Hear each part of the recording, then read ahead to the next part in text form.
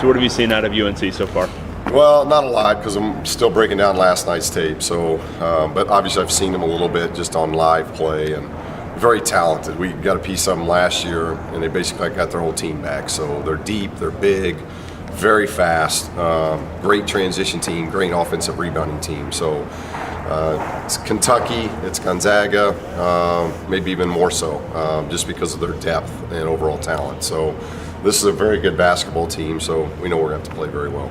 Them not having Meeks, is that a similar opportunity for Tony like against Gonzaga when they didn't have Well, obviously not having Meeks hurts them, but because of their depth, they're either going to rotate another big in or another guard that's going to be 6'6", 6'7", and continue to be able to play at a high level of speed. But obviously he's a very talented kid, but I think he's their fourth leading scorer. So there's enough offense there to be able to make up for what he's not going to be there. But our strengths are what our strengths are. We've got very good guard play, and we've got inside depth that we have to take advantage of, and that's not easy against Carolina. Any sense of Welsh and Ali? I saw Welsh this morning. The guy's got a light lift in and stretch and some film, and he looked much better. So it looks like he's going to be fine for Saturday.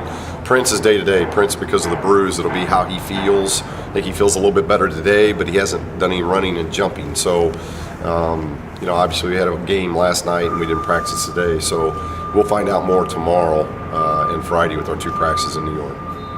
When you guys choose to schedule this tough, is it primarily designed to get you ready for conference play, or is it for NCAA tournament? Yeah, it helped us last year. We didn't win any of those games last year, but even not winning them because we played them and we ended up being a team that was kind of on the bubble. If you looked at all those other bubble teams, we played a better schedule, and that ended up helping us. One, you get to see us more, and two, because we play those top 50 teams, it helps.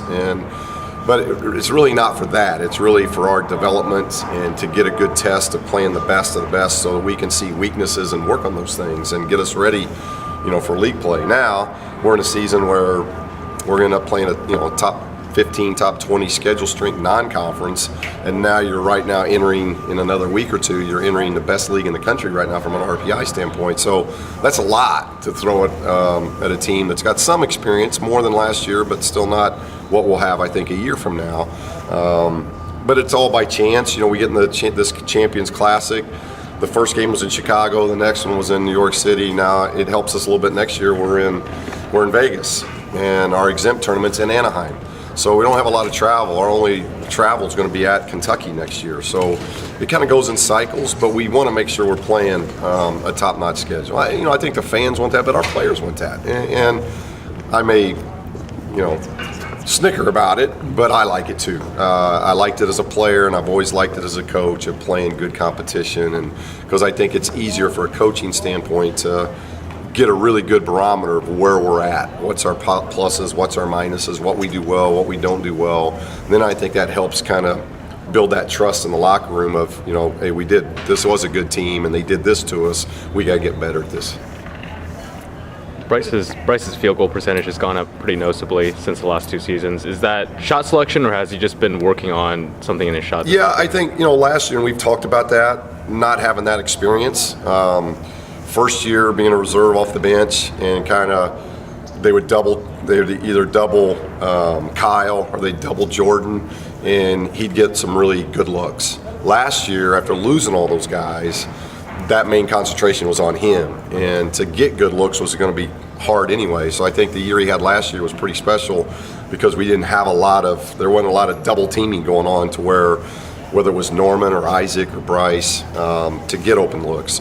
This year, now with our balance and having that experience, he knows. He's had a year of starting and playing a lot of minutes. You're seeing that in Isaac. Isaac's off to a much better start than he was a year ago, and I think that's experience. Tony's the same way. Tony had very few double-doubles going into his senior year. Now he's getting double-doubles just about every night. So that experience, when they stay in school, you start getting more familiar with how to play and being able to make the right plays, and you're seeing that. And the thing with Bryce that I've been very impressed with is, he's done a really good job there's a calmness to when he's on the floor, and he's doing a great job with leadership, and the guys trust him, and he's making big plays, whether it's a big shot or a big pass. He's making big plays at opportune times, and that's what we need him to continue to do. you're currently on a 5-game winning streak, playing really well. What do you attribute to the team's improvement since Kansas? Well, I think one, playing the teams that we've played, and they're getting to see it. Like our guys recognize Monmouth winning, pretty convincingly at Georgetown last night. So they notice these things, and so now they feel good about, the experiences they've had, and the young guys are starting to learn. I was watching tape with Aaron this morning, and watching tape with him now versus a month ago is a lot different. He sees things easier than what he did a month ago. So getting that experience and getting it against really good teams, you see what UNLV's doing. I mean, we've had great, just one good team after another, and to come away being 8-3 and knowing that we're a couple possessions away from being 10-1, I think they've built trust in that locker room. We talk about all the time that, good teams, I think coaches keep you accountable. The great teams, that locker room keeps each other accountable. And that, we're still developing that. But we could be that kind of team if the players continue to keep one another accountable and keep getting better every day. And it's been a good stretch of that. From an outsider's viewpoint, the team does look like it has outstanding chemistry. Oh, that's what's fun. And right now I'm trying to make them tougher. And that's not easy because I don't, it's like I told them yesterday, I said, I don't like getting on you. I don't like chewing on you, but they're just such great guys. They get along well. They're easy to coach. They work hard. It doesn't matter if we could be day before or 5 days out from a game. They give it everything they got. They come in and watch tape. They come in and work. I was giving Tony a hard time today. All of his numbers have gone up, freshman, sophomore, junior, senior, except one, and that's foul shooting. And so he dropped to 47 with his incredible shooting performance at the line last night. He dropped to 47. So I'm out there just kind of giving him a hard time. I'm like, look, you're going to start getting hammered in the post if you don't make these foul shots. And so, but he's in here. Here he is, night after a game. We're getting ready to leave for New York City, and he's the first in the gym working on foul shooting. And so they're just great guys. They get it, and that's why I always so proud of them when success hits them, because they deserve it. They put in the time, they work at it, and they're really a close-knit group. So that makes it a lot of fun to coach.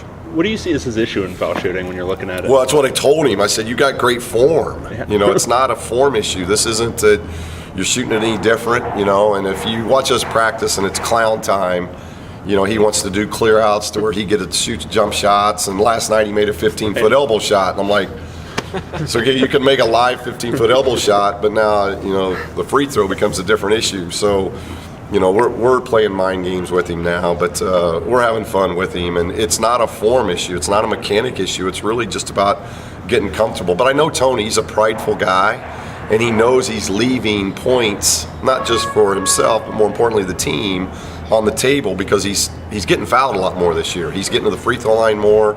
He's getting the ball in the basket more. We were talking about in the film this morning as a staff. He's never been really good at getting his own miss back. And the first 3 years he never did that. This year he's getting his own miss back, and that's showing improvement. So every player's got things they got to work on, and he knows his is foul shooting.